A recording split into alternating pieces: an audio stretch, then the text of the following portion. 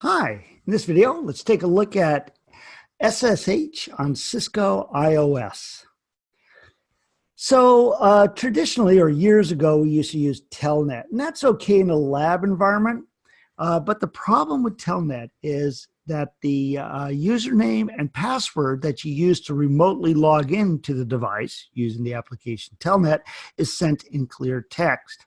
So if we did a Wireshark capture of this, we could easily see the password that is used to log in. Okay, so SSH encrypts that information. So here's another Wireshark capture.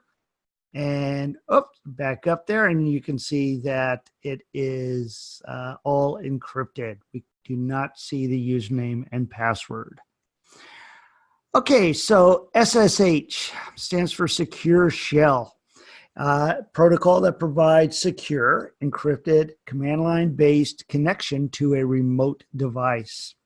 So we can actually see here I'm using PuTTY, that we've selected SSH instead of Telnet. Okay. And you can also see that the default port number is 22. So in iOS, for the ISR routers, if you see K9 in the image here, that means it supports cryptographic features and capabilities, including SSH. Yeah. So SSH should definitely replace Telnet in any kind of production environment. Again, in labs, I still kind of use Telnet only because it's easier to configure. But in any kind of production environment, SSH. So by default, SSH uses TCP port 22, where Telnet uses TCP port 23. Okay, configuring SSH. We use the command IP, domain name, and then just some domain name. In this case, the domain name and host name are parameters used in order to name the key. There's actually other ways to do it, but this is the easiest way to do it. Okay, next it's going to ask us how many bits in the modulus. So to generate the key pairs, we use the crypto key generate RSA command.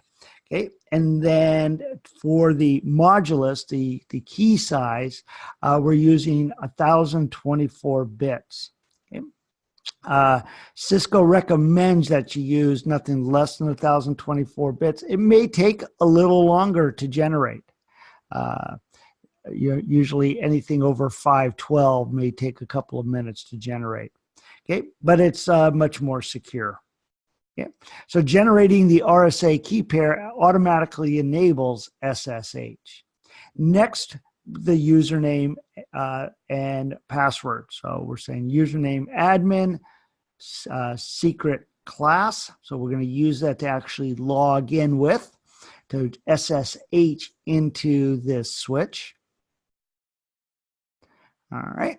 So last but not least, okay, we're going to configure the VTY lines. Okay. So notice that we do login local, and we do transport input SSH. Okay. That means that we're going to be requiring SSH to remotely log in to this device. Okay. Once we've done that, we can then connect. Here we are from PC1, connecting in using SSH on port 22, the default. And as you can see here, the login is admin, and then it's going to ask for a password, class, and we've logged in. Okay, so we can use the show IP SSH command to verify that SSH is enabled and the version number. We can do show SSH to verify any SSH connections. All right, and it's really that easy. So definitely in production environments, use SSH over Telnet.